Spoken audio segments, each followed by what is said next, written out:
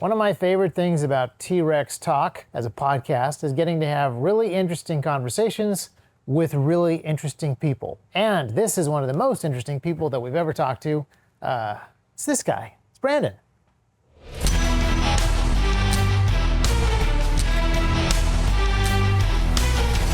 Welcome back to another T.REX Talk, and I have a guest with me here that you will recognize because, Brandon, you've been in a bunch of videos. You have talked about drones, you've talked about radios, you've shot a bunch of guns, and you've talked about your experience downrange with guns. You've hinted at a fascinating background, but have you ever really talked about your background in any of the T.REX content? Content modules? Not too much. Generally try to stray away from it. Mainly because... That's why I have you here. Yeah. Yes. Generally just because I don't want people to value what I did before as like my basis for why I'm on camera, why I'm talking about things. I kind of want people to see my skill set now and that be my credibility. So yes, we talked a little bit on one of the live shows with Lucas a little bit, but not too much. Yeah. Yeah. Cause it's, you have a lot of skills that you can demonstrate on camera, but occasionally you also allude to things that you can't talk about. And that is way more interesting to most people than the stuff that you can talk about. So are you going to be careful on this podcast? I'll be slightly careful. I don't have like any super secret, like secret squirrel skills that, unable to talk about. It's just some of it's kind of unfruitful. Yeah. It's just, I don't know what I will be able to share with people that will be useful to them. Well, I think that we obviously have talked, people on camera might know that we work together. We have known each other for a little while. We have had conversations off camera on a couple of occasions. Yeah. The thing that I want to get into more is kind of your journey, because we're podcasting. You have to talk about the journey. Yeah. You have to have nice microphones to talk about the journey. How did you get into the stuff that we do know about, which is MARSOC awesomeness? How did you go from young Brandon to MARSOC Brandon? Oh, it's quite an interesting journey, I would say. So I grew up playing sports like majority of kids, played golf and I played hockey. And as I was growing up playing hockey, it became kind of who I was. It's all I wanted to do. I played, travel hockey, AA ice hockey, that sort of thing. Ended up actually moving to Philadelphia, where my family's from. So I claim I'm from Philadelphia. It's because that's where my family's from. I was born in Tennessee while my family was here on business, but then we all moved back to Philadelphia. Ended up going to the same high school my dad did. So I claim Philadelphia, even though I wasn't born there. Anyways, we ended up moving back there for me to play more hockey, to get more opportunity to play. I quickly realized when I moved up north, I was not NHL caliber hockey player. And I started to lose interest in it, to be honest. I just wasn't really dedicated to it as much. I actually got more into guns, which is pretty interesting. So I started playing video games a lot. Started to just get an interest in just firearms in general, not like shooting them, just kind of like collecting and learning about mainly like World War II guns, actually. So my first rifle was an M1A1 carbine. So kind of interesting. But as that interest started with guns, I started to look into obvious like military things and wanted to end up joining the military. And then I always had this kind of, I don't know if you want to call it a passion, but a remembrance of 9/11, basically, of how I felt when that happened. And how old were you? I was in first grade. Okay. So I was pretty young. So I was 6 or 7 years old. How did you find out about it? Were you seeing it live in school? Okay. Watched it live on my living room floor before I went to school. Yeah. For the record, it's going to probably be a while before we get this episode up, but this is September 12th. So we've just been thinking about September 11th anyway, 23 years ago. So I guess people could do the math and figure out how old you are, but you were watching it live 23 years ago. You were watching it live, as a very young, those are formative times. For sure. It is pretty wild how vivid that memory is. Mm-hmm. I knew I was playing with Legos, building Legos right before my dad dropped me off to school. I knew what I ate for breakfast. It is pretty wild, but that was definitely one of the motivating factors, I would say, for joining the military. Once I kind of settled in on the Marine Corps, it kind of just took off from there, just trying to be, the best you could possibly be within the Marine Corps. And first I was start off with Force Recon. I wanted to do Force Recon, but that wasn't really what was in the cards for me. When you enlist, you kind of have a limited set of options for what kind of jobs you get. I originally had an 0331 contract, which is pretty rare. That's a specific infantry contract for being a machine gunner. However, I ended up going to boot camp a little early, so I ended up going open contract. So I didn't have a job when I joined, and that was just to leave it a little early. And that was my main focus. I just wanted to get out there, get into it as soon as possible. I didn't really I wanted to do the cool guy thing, but at the same time, I just wanted to play my part as well. Yeah. So once I joined, ended up getting, I forget what the MOS was called, the open MOS. It was like electronics. It was something with electronics. So anything from radio maintenance to cyber network communications, anything like that. But ended up being a cyber network operator, which basically means routing and switching. So learning Cisco-based stuff, and I hated it. Hated it a lot. If it makes you feel any better, guys on the civilian side hate Cisco just as much. So yeah. I tried to enjoy it. I was the honor grad at comm school.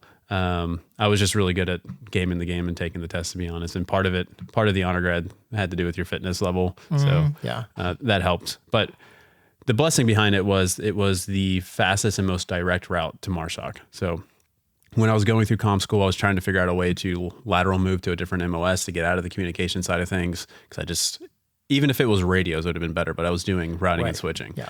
And I joined the Marine Corps to stay away from computers, and I ended up having a job teaching computers how to talk to each other. But there ended up being this pilot program where they sent brand new communication Marines straight to MARSOC. And there was kind of a little screener that happened to determine who would go. I don't remember how many Marines were at comm school at a time. It was in the hundreds, like multiple hundreds, and they sent 20 of us. So being the honor grad definitely helped me and get into one of those spots. Went to MARSOC, and I quickly realized, like, hey, this is actually the fastest track to get here and do exactly what I wanted to do. And I wasn't ever really set on like earning titles or anything like that. So I didn't care about being an 0372 or critical skills operator, which is like the MARSOC operator. There's 3 MOSs in MARSOC. You have special operations officer, which are officers, critical skills operators, which are the like 0372 raiders that everyone knows about. And then there's guys like me, the 8071, so special operations capability specialists. My job, the experience could vary quite a bit, and it's really based on how good you are at your job. Most people will never see a team in my job. So a lot of them, actually, I think about half, at least when I was there, it was close to half of the people in my job never even deployed. But I went straight to a team and only stayed on the team. So like I said, I fast tracked, and it was fantastic. So given the fact that I didn't care about the title of earning 0372, it was the best. You just wanted to get in the field and do the work. Yep. And I just wanted to serve on a team, and I didn't really care what my job was on the team. So I went there as a communicator, learned all of the disciplines for communication. So as a MARSOC communicator, you don't do just networking, you do radios, you do satellite communications, you do all sorts of things. So basically every basic communication MOS in the Marine Corps offers, you have to learn it to be at MARSOC, plus the SOCOM variants of the equipment. So yeah, that's how I got there. And then I absolutely loved it. I didn't like the communication side of things, but what I did like about it was I had no supervision over my job specifically. So when I got to a team, it was me and me only doing that job. Yeah. So I got to control it completely. And it's kind of, you can see probably how I operate the same today. You got to focus on outcomes and not procedures as much. Correct. Yeah. Yeah. So I didn't have to answer to, I mean, there was some people above me, like in the company level and stuff that helped me and that I would answer to, like my comm chief and stuff, but how to employ stuff, how to manage my inventory, how to, pack my gear out on deployment, all of that stuff. I got to be creative with it. And that's what I really enjoyed. Yeah. Yeah. I see a little bit of that today, just a tad. Yeah. I definitely flourish in that type of environment where there is a set like goal, and I get to figure out how to achieve that goal and be trusted to do so. So, yeah. So how long did you get to do fun team stuff? So I did 2 team deployments. So that is about 4 years on the teams directly. So it was about a year of training, 4 years actually deploying on the teams, and I was an instructor for a year. So after my teams, was looking to go on a 3rd deployment, but then the medical evaluation process started and ended up going to the schoolhouse to teach the communication side of things. Yeah. How did you enjoy teaching, especially after being in the field? I hated it initially. And I don't know if I was ever really good at it. So I taught field expedient antennas. I was an assistant teacher 4. Such exciting stuff. Yeah. Yeah. So what I actually It is actually very cool, but it sounds dull as ditch water. Yeah. What I really enjoyed about it was the becoming of an instructor. So there's a course called MIQC. It's MARSOC Instructor Qualification Course. It was the best course I ever went to. And it really just opened my eyes of how to learn. I never really learned how to learn until that course. There is instructors from all over the Marine Corps that go to it that are outside of SOCOM. There's other SOCOM entities that send people to this course because it's that good. And you don't learn really necessarily like any material, but you learn how to present material and teach people how to learn. So I actually learned more about communications as I was an instructor because I, again, learned how to learn. Yeah. So I had a lot of fun recreating classes to be formatted towards towards that because majority of SOCCs didn't go to that MIQC course that were instructors. So, well, not a majority, some. So like a lot of the courses that we were teaching never had that MIQC touch put to it. If that makes sense. Yeah, because there's so much pre-existing material that you can just hand people and So, I taught field expedient antennas. I helped with routing and switching. We did very basic stuff. And I was also I forgot what it's called. It's called the TAC. So I did all the administrative side of things for the class. So I ran the PT for the course, did accountability for the course, and that sort of thing. And actually I enjoyed that more because I had a lot more input into the physical side of things. So I got to push the physical standard for the communicators, which seemed to be lacking. A lot of people, especially on the technical side of things, come into it and they focus just on the technical and they forget the fitness side of things. But everyone on a team, especially if you go to a team, has to be able to do the same thing together. And that, again, is just something that a lot of the quote unquote nerdy people forget. Yeah. So you were kind of living the dream, like as far as not just what you wanted to do, but in my conversation with lots of T.REX people, you were doing the thing. You were doing team stuff and had all kinds of interesting opportunities and experiences. So is there a reason you didn't stay in? Is there a reason you didn't continue adding skills and experiences? Like what happened after you transitioned into your teaching phase and learned to enjoy it? Yeah, so quite a few things happened. So first and foremost on like living the dream part, absolutely. So especially at my time in the service, the fighting was few and it was very few to pass around that got to partake in the action, quote unquote. So the roles that we did get to play, I'm very, very grateful for. We made a huge impact. I think the most impact we could have made, especially for the time that I was in now. If I was in 5 years earlier, could have went to Afghanistan and done that whole thing. And but the guys in Afghanistan are probably like, oh, if we were just in Iraq in the original push, there's always something bigger and better, you know? But yeah, so what happened, it started off with the medical evaluation process. So I experienced a lot of exposures to blasts, a lot through training, and then some in like the combat realm of things. And I started experiencing a lot of headaches. It was really after my first deployment, I started to, I was almost bedridden a few days just from headaches and migraines and being nauseous from it. And I was told headaches are normal. This is just kind of the nature of the beast for me in this sort of job. I knew it wasn't normal at that time, but at the same time, I was still very fired up to get into work and everything like that. Now, after my second deployment, things got pretty bad. I started getting a lot of orthopedic injuries as well. I have over 10 torn ligaments in my body, and I was starting to get all these things seen. And I was like, okay, stuff's starting to hurt. I'm really struggling just to get to work some days and sit in front of a computer. So I started to try and get more and more medical attention, but I was still getting pushed off. And then I had a seizure. So you're a little bit too young to get as much attention as some people. Yeah. At that point. Yeah. Yeah. So I had a seizure and I went to the ER for it. Ended up being just an episode of some kind. They still don't know what it is. But that actually got me a ticket to have a brain MRI finally. So once the MRI came back, I had some scarring, nothing crazy or anything like that, but it was proof that I had some TBIs. Yeah. So that got me into Intrepid Spirit, which is the TBI clinic, and then the whole medical evaluation process started. So I got recommended for medical retirement and separation, and that was step number one. Now, step number two, while that was going on, while that process is going on, I'm not guaranteed to get retired. They could find me fit for duty and I can return. The COVID happened. So The mandate came down, forcing the jab and all of that sort of thing. And I said no. I was like, absolutely not. And they threw it in my face and they're like, oh, so you're just going to give up all of your benefits to like skip out on one of the thousands of vaccines that you've already gotten? And I was like, yeah, I don't need this. Yeah. There's a lot of other, political stuff going on, and it just felt wrong at the time. And this was before Christ came into my life, but something just felt off. Yeah. It was definitely different. The way it was getting pushed and the way it was being communicated, all of these things was not the same as, these other vaccines that we got prior to deployment that seemed to be necessary, which probably weren't. But it totally had a different feel to it. Even after you have deployed places, been given tons of inoculations and preparatory stuff, probably lots of care after being deployed and, having eaten some explosions even before the official TBI stuff. Like, what did feel different about that specific vaccine?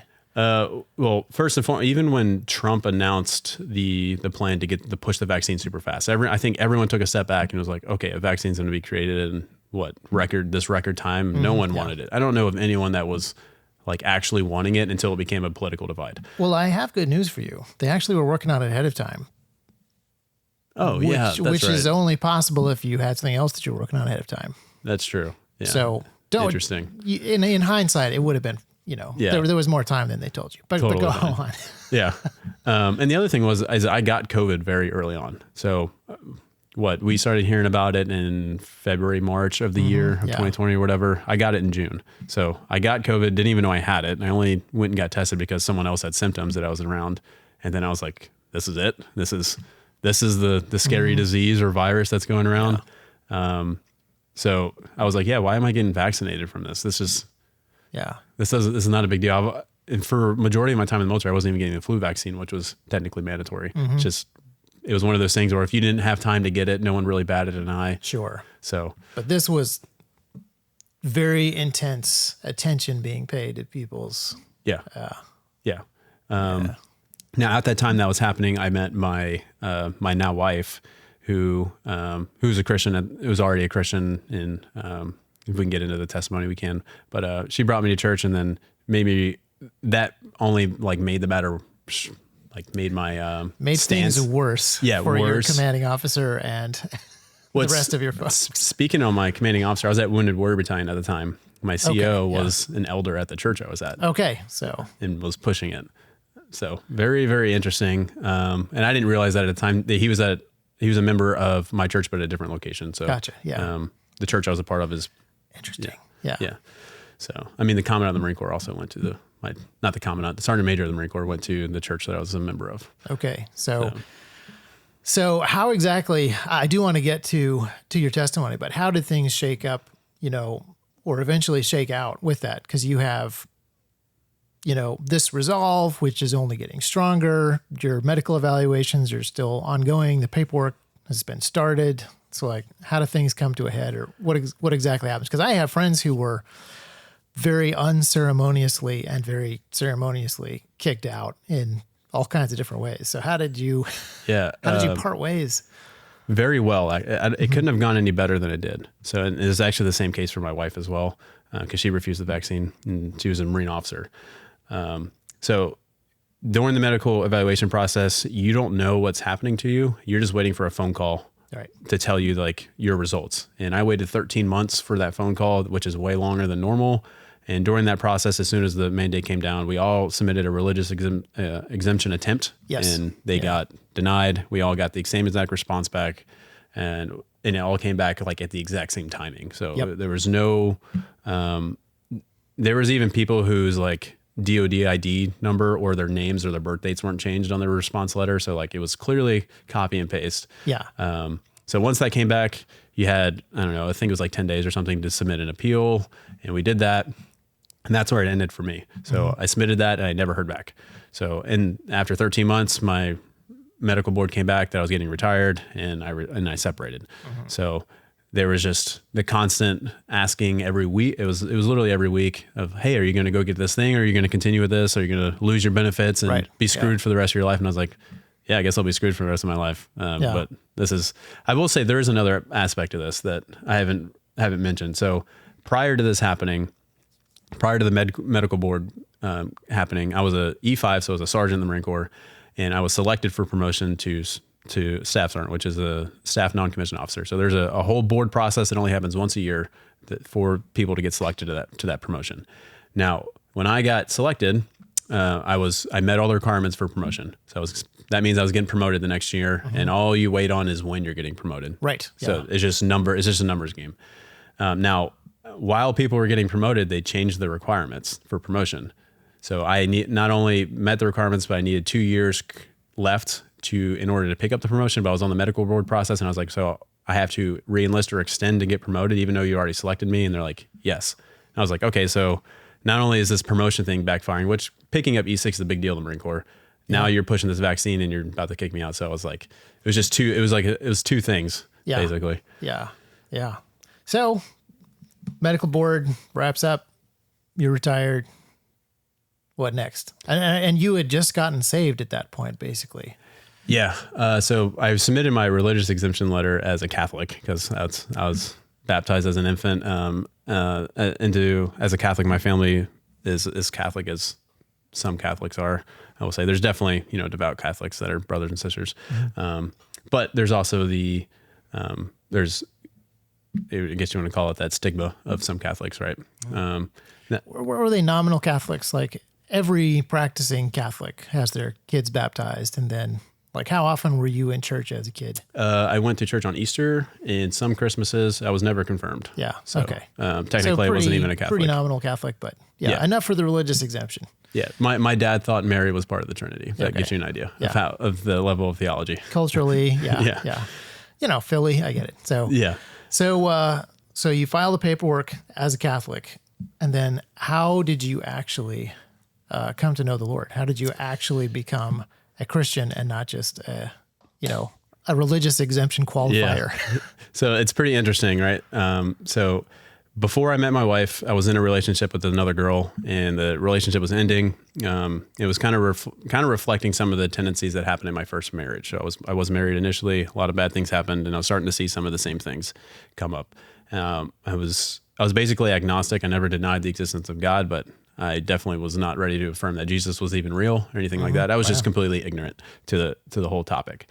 Now, while that relationship was ending, about a month to 3 weeks prior to me meeting my wife, I had this desire to start reading the Bible out of nowhere. Yeah. I've never completed a book cover to cover in my life. That is a true fact. I've skimmed some Lemony Snicket books when I was in elementary school, but truly never actually finished a book. So you're telling me you never made it through all the military publications?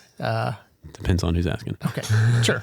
Well, we can move on to the next question. Go on. So I downloaded the Bible app on my phone that everyone uses, and I remember I was sitting in a restaurant by myself, and I open up Genesis chapter 1, and I just see all the verses and all the chapters, and I'm like, there's no way I'm ever reading this. This is ridiculous. Yeah. This book is so long. But anyways, fast forward a bit, I met my wife on July 3rd, which was a Saturday, and then she took me to church the next Sunday. Things just started happening really quickly, and by the end of the year, I ended up completing the Bible on my own. So it was a very interesting call, and I think it's evidence of my testimony, considering I've never read a book before, and how many times I've been through Scripture completely since. And now that's like it's like my main hobby, if you want to say, is studying theology and talking about theology.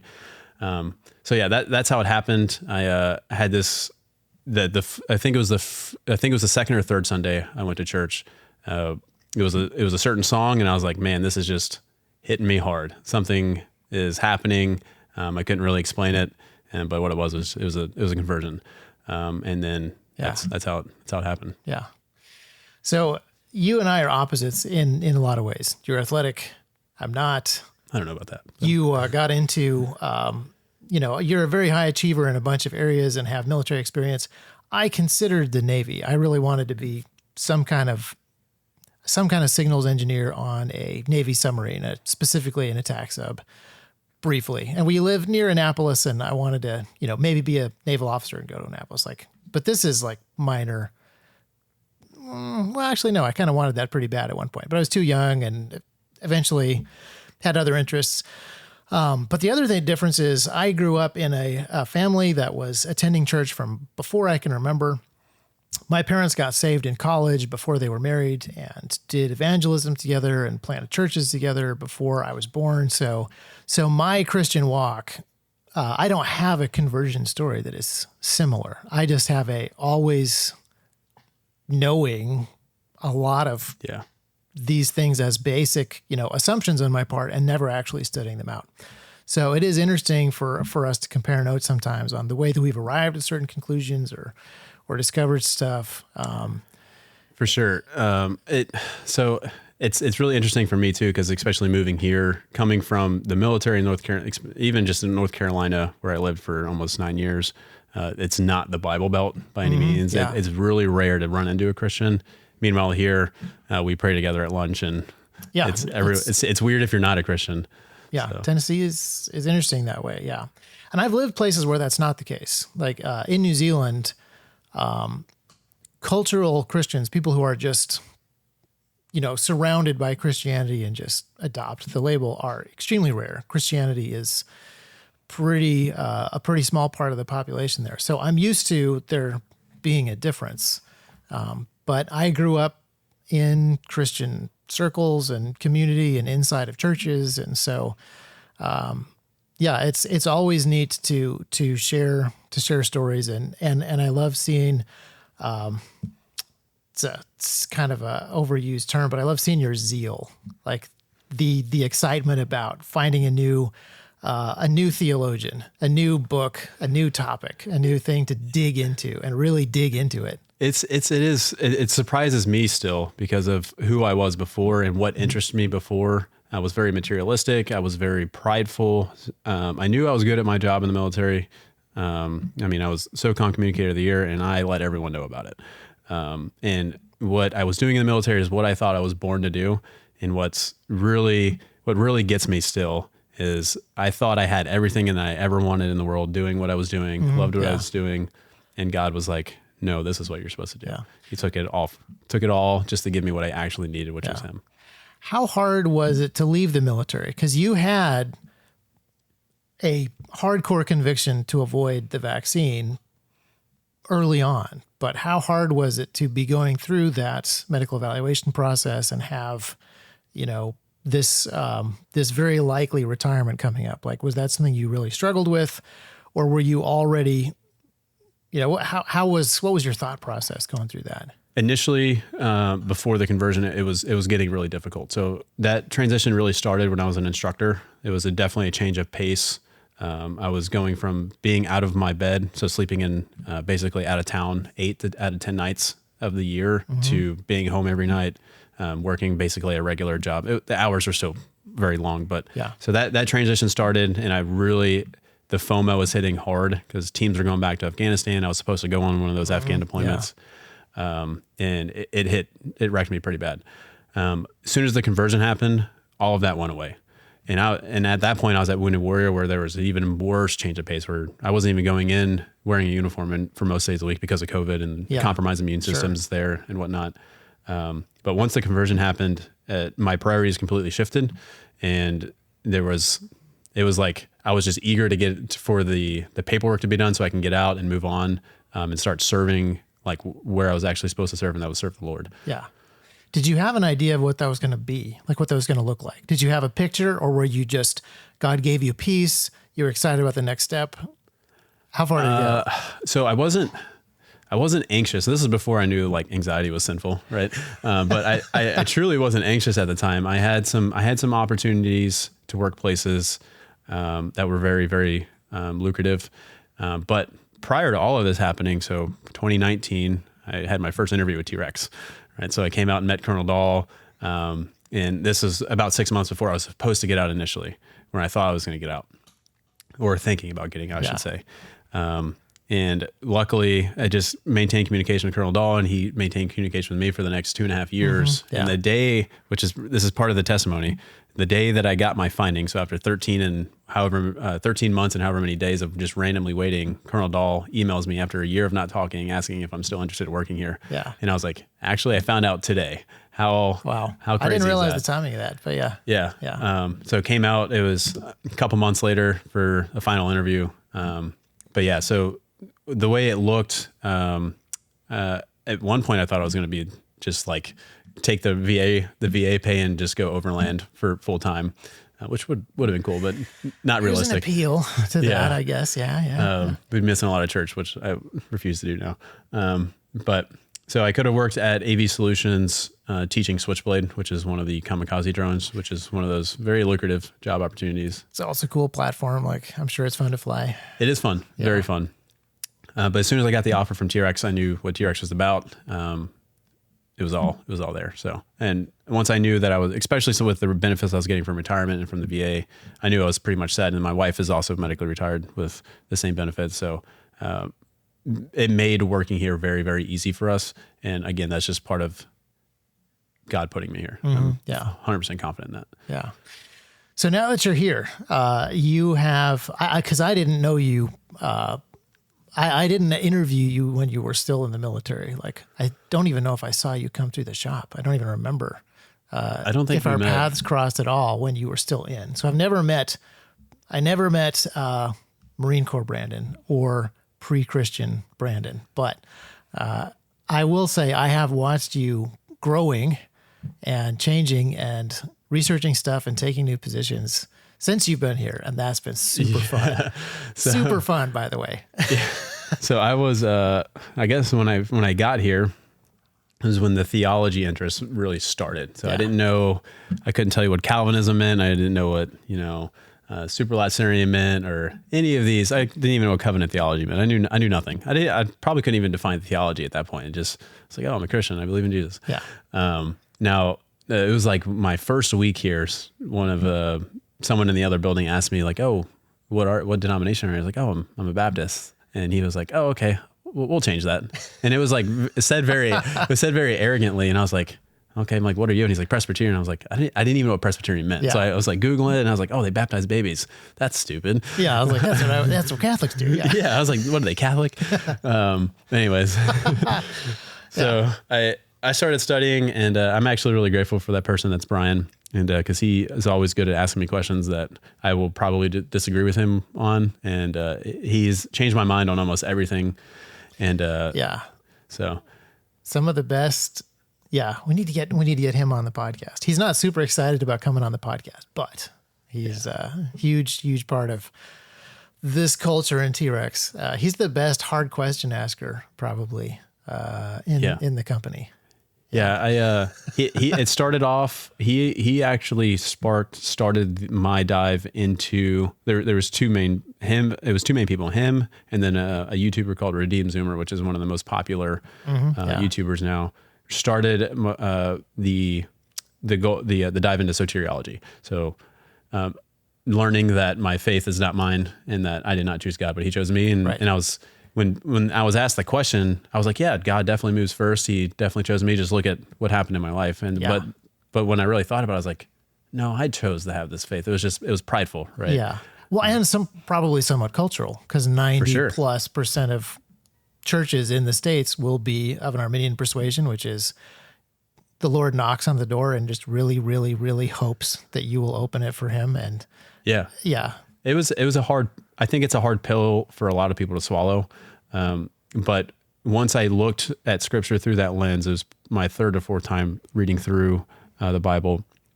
I saw it everywhere. I couldn't deny it at that point. It just made the character of God make so much more sense. You get actual assurance of your salvation through that. Unlike me, it's like, well, what if I change my mind tomorrow? Am I not saved anymore? Right. Yeah. It just made everything make sense. And then I started reading all the confessional, or the Reformed confessions, especially the Canons of Dort with a response to Arminianism. And I was like, wow, this is actually, if you draw this out to its conclusions, it's way worse than what I thought I believed. Yeah. So it's fascinating. Yeah. So this is another difference between us where this is actually a fascinating story for my parents to tell because they got saved, both basically unchurched families, not entirely. Because remember, they're of a generation where you go to church on Easter and Christmas, whether you're religious or not, because it's the 50s. So you do that. But they grew up basically unchurched and they got saved in college. There was a guy that came back from Vietnam and had a, fascinating conversion experience, not quite in a foxhole, but he was in a Quonset hut and he looked up and there was a giant hole in the tent above him, and he was like, "What's that hole?" And they were like, "Oh, mortar came through and killed the guy who was in the bed last night." And he spent the whole night looking through that hole praying. And was saved that night, basically. Anyway, after his tour in Vietnam was done, he came back and was doing campus ministry, and that's when my parents got saved. And they got saved relatively unchurched and just started reading the Bible and ended up on a reformed, basically classically Calvinistic position on how you were saved without knowing who Calvin was or anything. And this little ragtag group of 1970s Jesus freaks are kind of traditional Reformed folks by accident, because all they're doing is reading Romans 9 over and over again and various other passages as they're preaching, and they're like, "Oh yeah, this is how this works." And then as that church grew, and God really blessed that ministry, it's a fascinating time in American history where there is not culture-wide revival, but just massive conversions. As that movement grew, a lot of those folks were like, well, we need to adopt what is culturally working here in the States, and we need to take a more like a more normal church tradition. And so they began imitating other churches. And so this would have been when I was just born or tiny, that my parents realized that there are kind of two ways of looking at being saved, the Arminian position and the Reformed position. And we're like, well, we've been Reformed this whole time. There's a label for it. And so I grew up not understanding the division between the labels, because the other thing is we were early homeschoolers. So we would go to churches based on whether or not homeschoolers were okay, more than a position on soteriology. Which that is more important for sure. I will say, especially at that time, it was a weird time where churches are just like, homeschooling is not cool. You cannot bring your homeschooled kids here. Like, it's such a bizarre concept today. That's crazy. The stigma was so strong. And I can understand it in churches where they have a school, and part of their business model of the church is you have to put your kids in the church school. But even other churches are just like, this is too weird. We don't want attention. Like, we really don't like weird. And it's like, come on, it's the 80s. It's okay to be weird. There's no threats. Now there's a lot of churches around here. All the kids in the church are homeschooled. Yeah. My church, it's becoming important, or it's becoming really obvious that that's important. Yeah. My church has homeschool classes where it's basically a school of just homeschoolers. That we have teachers that are members of the church that teach homeschool for the kids in the church, which I think is the way forward, by the way. Yeah, I think there needs to be good overlap. Deuteronomy 6 talks about raising children up as you walk in the way. So that's like when you're at home, when you're at church, when you're doing business, like your children need to be being raised up as you do all these things. It's not a single sphere, but that's kind of a rabbit trail.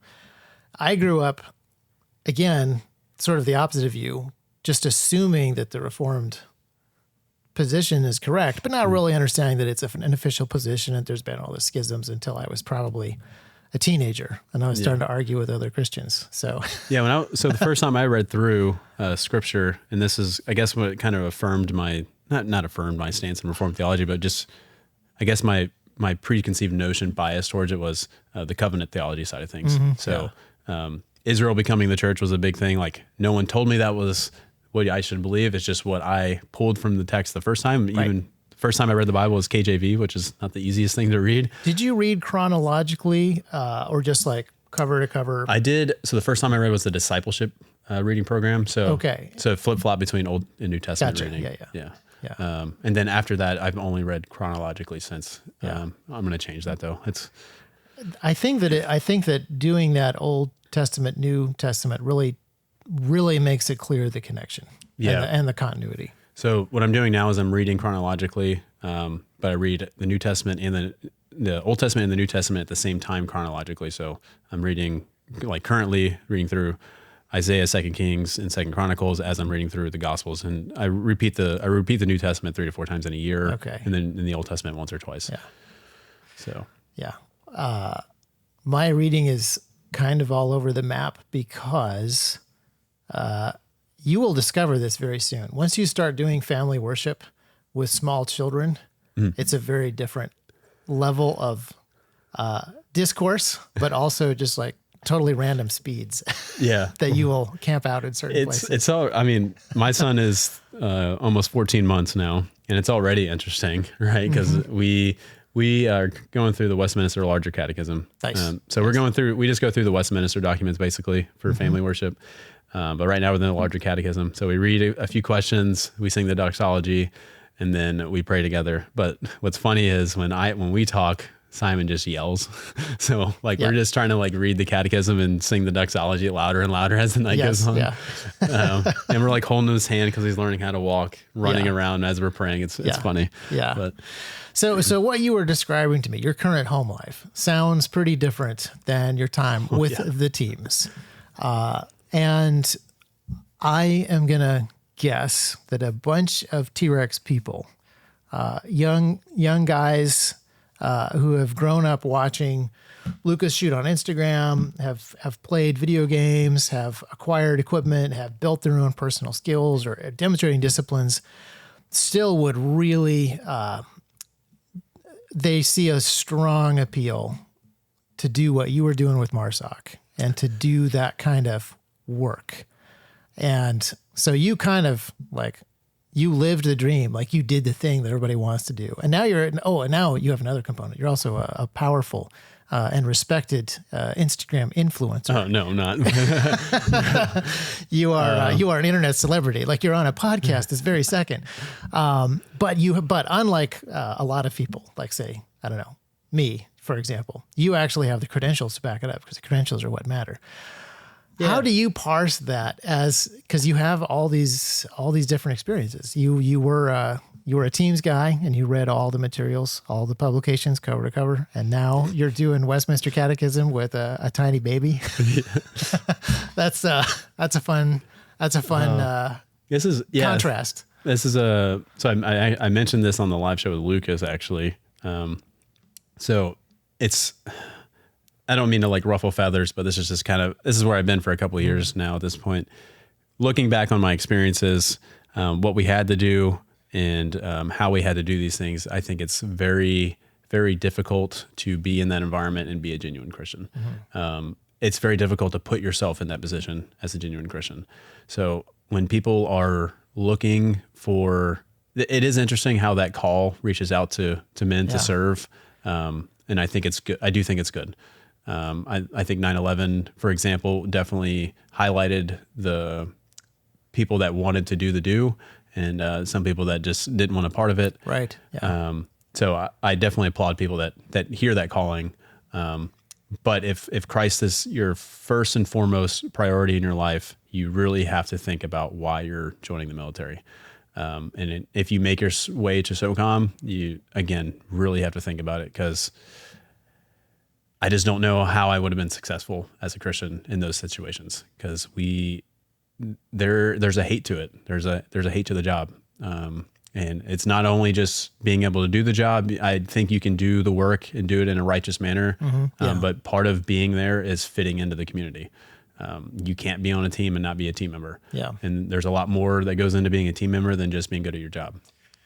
Would you have asked more questions? Like, just for example, just war theory questions, if you were in that position, more questions than are comfortable? I don't know. I think I would have been questioning my own actions a lot more. I mean, I questioned what I did already quite a bit, and how like God would save someone who did those things. And just grateful that I have nothing to do with my salvation. So I'm not sure. It's tough because I think we did really good things. There's bad people that need to be taken care of. And it wasn't even just for serving the United States. It was serving the local people there more. Northern Iraq and Kurdistan is a majority of a Christian nation. I don't know how genuine of Christians they are, but that is a statistical fact. And there was people getting murdered for being Christian there. Right. Yeah. More or less people are getting murdered just for denying Islam. Sure. Yeah. So I don't know. Yeah. I mean, we talked about this a little bit yesterday with September 11, just from that day, 20 years of global war on terror, and it's now been 23 years of change to privacy laws. We have the Patriot Act, and the Patriot Act will probably never go away. And there are just expectations and just a lot of that one event was the justification for lots of change that we live in now. And a lot of it's bad, but there were tremendous acts of heroism, personal selflessness, nobility, courage that came out of these things that were displayed during that 20 years of war. And yeah, there were effects like you're talking about. There were tiny villages out in the middle of nowhere that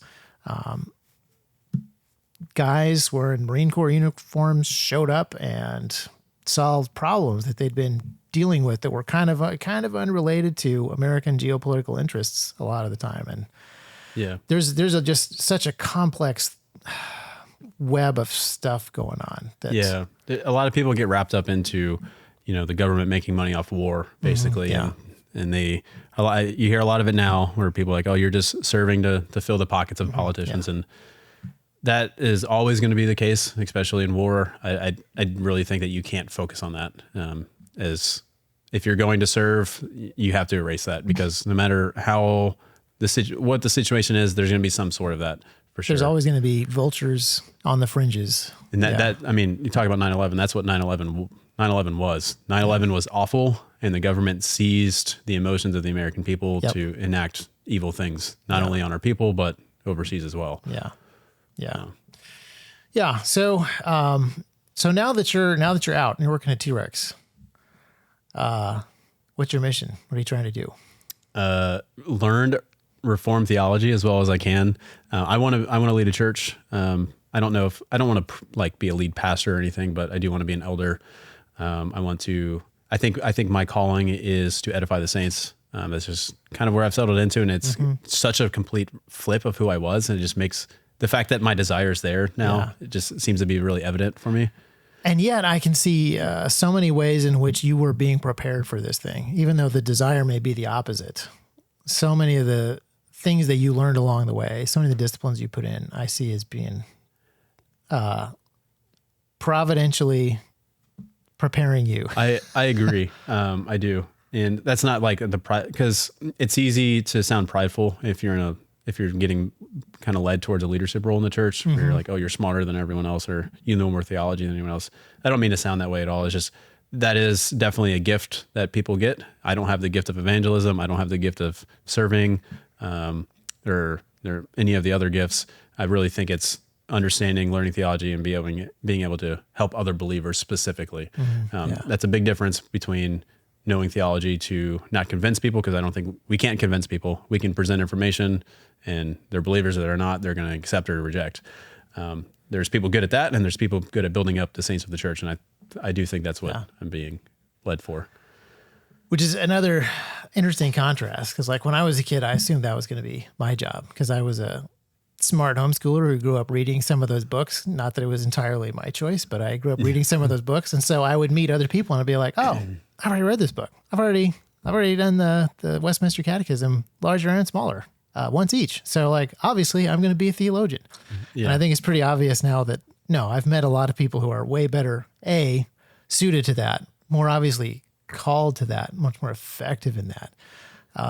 That thing that I just assumed that I was going to get plugged into.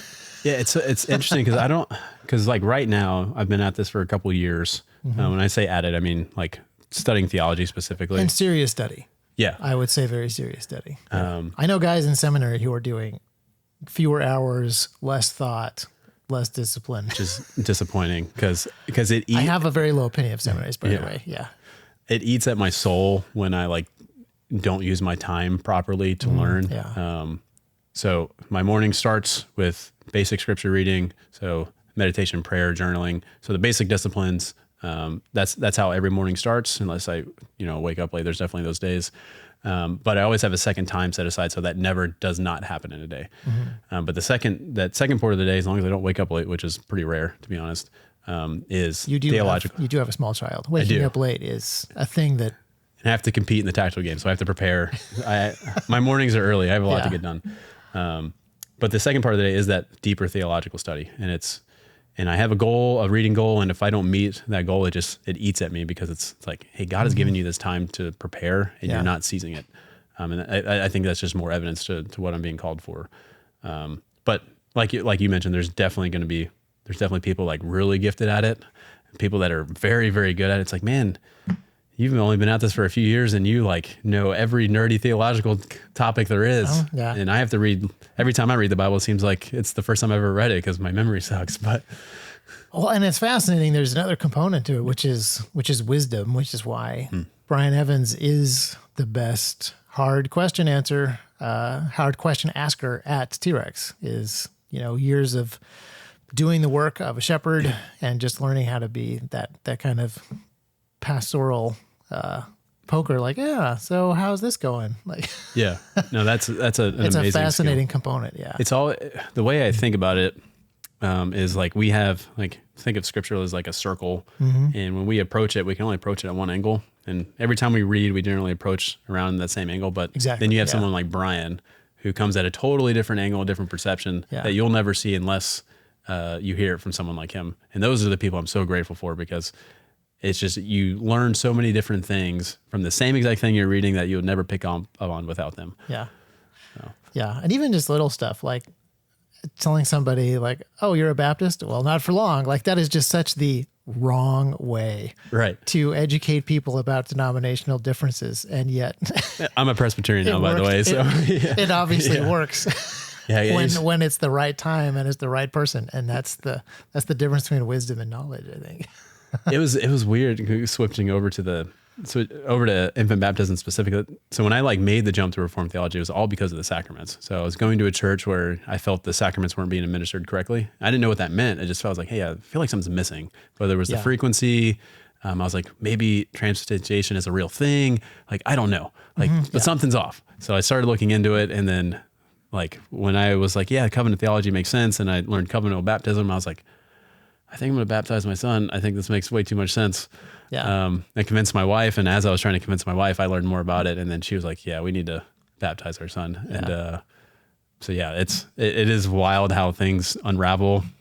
And lately the conversation's been paedo communion. I'm not convinced of paedo communion yet. I'm like I basically hold no exceptions to Westminster Confession, but see, that's another difference between us. I have a couple, but then I'm still let's just say Baptitarian. I'm Baptitarian.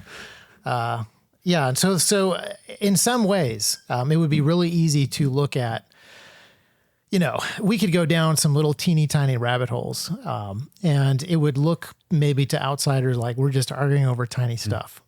But we do that in the gun community too. Like the argumentation over 5.7 versus 4.6 versus barrel length versus twist versus nitride versus chrome. Like when you get down these rabbit holes, you have an opportunity to either just nerd out and hit people with data sheets, or try to figure out what is the actual problem that you're solving. Like what is the larger theological ramification of battle rifle effectiveness or mission capability that is actually the conversation about 5.7 versus 4.6 versus 22 long rifle.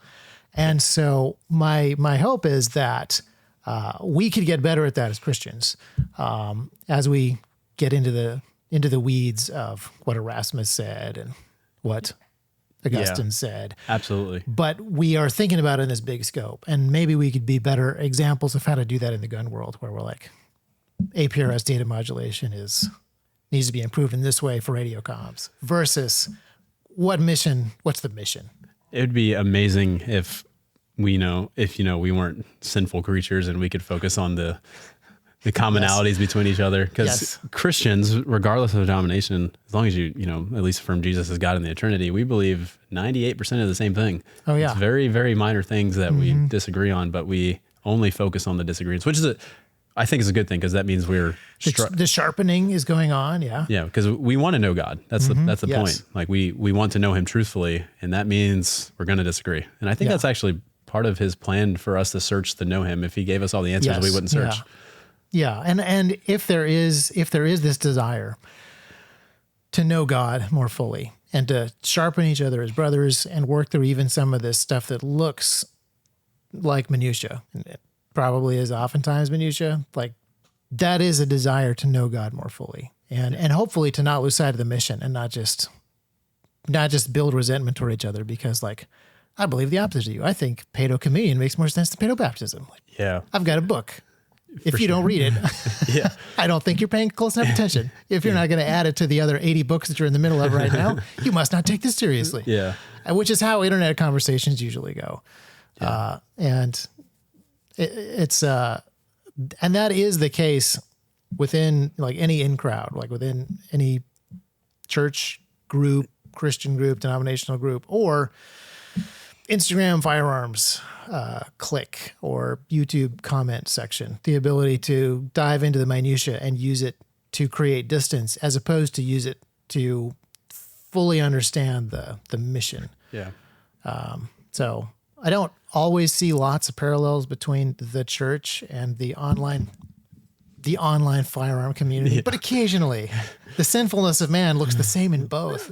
Yeah. And the opportunities to build each other up is the same in both. Yeah. So that's actually something I'm not that specifically, but it kind of makes me think about something I've been exploring lately. And it's the foundation of relationships between people, especially Christians. I see a lot of Christians, because they focus on so much of the disagreements between each other, as they focus their relationship to other people based on non-Christian things. So they'll be friends with people because they like the same football team, more than they're friends with one of their brothers at the same church they go to, who actually align with them theologically, because he may be a little socially awkward or whatever, when actually we should be building a relationship on our likeness to Christ. Right. If you actually were seeing through a Christ-centered lens, you would see Christ in other people, and that's what you would build your foundation of relationship on. And that does apply to the Second Amendment or the gun industry, whatever you want to call it. If we just focus on what we're similar in, built relationships on that, and then, like you said, sharpened around those differences, who knows where it'd be utopia, right? Yeah. Oh, so we get so much work done. People would hate me for breaking a holosun, I was going to mention that. So the good news is I put some holosuns on 22 pistols and they didn't break. So maybe my video will cancel out your video. I hope so, because I don't hate holosun. I own holosuns. I competed with holosuns. You were shocked that thing broke. Yeah, I used it with full intention that it would pass and everyone would be like, 507 comps, amazing, which it's a great optic. I was shocked that it broke. But what do you do with the content, Oh, yeah. You can you can poke fun and make jokes, or it's helpful to get it out there. And then, it'd be more helpful if people react a little better to it. But I think that's actually like a perfect place to end this episode. Before you mentioned holosuns, the point that you made was like a fantastic, amazing call to action, call to repentance, call to discipleship. I think that is tremendous. And it's part of the reason that I really appreciate having you here at T.REX. Obviously, you have credentials and experiences and capabilities and disciplines and all sorts of things that make you great at your break and holosun job and your other testing jobs.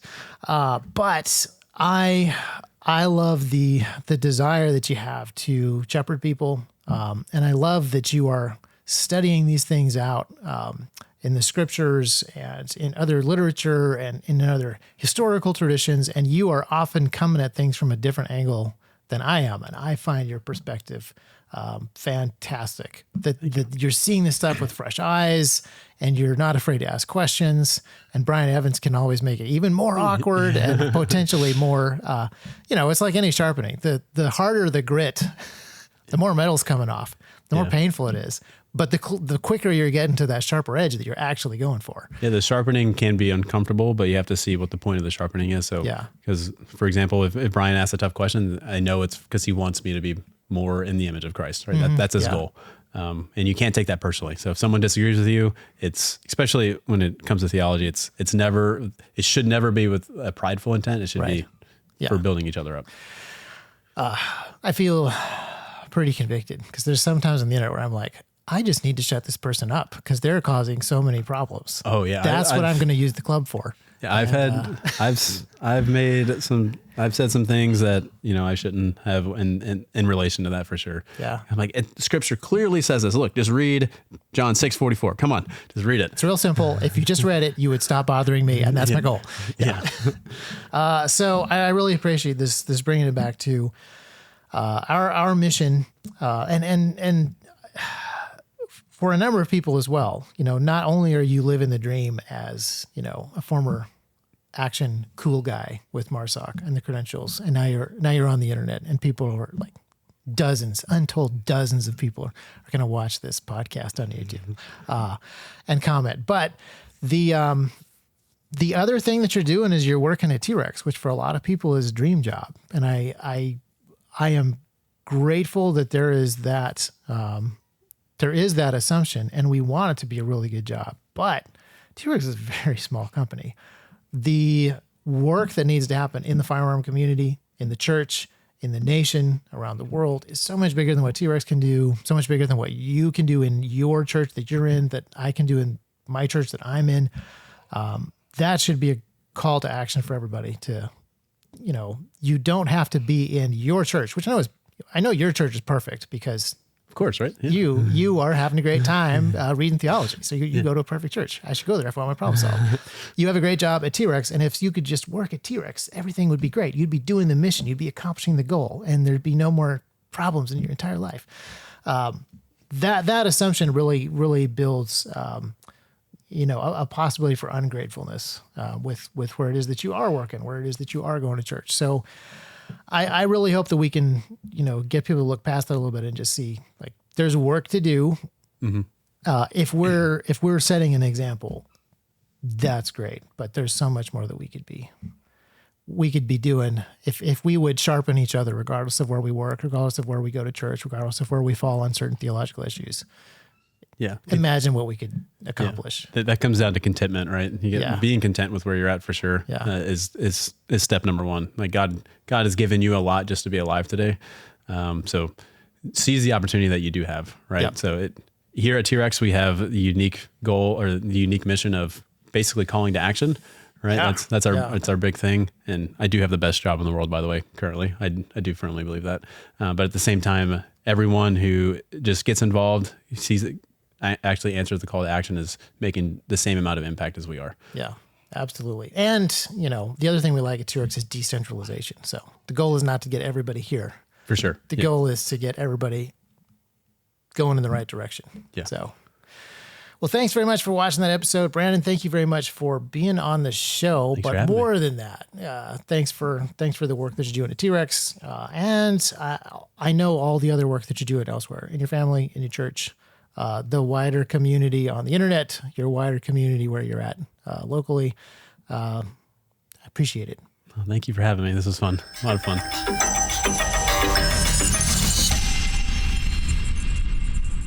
Thanks for watching that video. We had to stop the conversation just because Brandon has actual work to do. But for those of you that watched this long, all 5 of you, I would like you to subscribe to the channel because we're going to have more interesting conversations with more interesting people, and I'm sure Brandon will be back.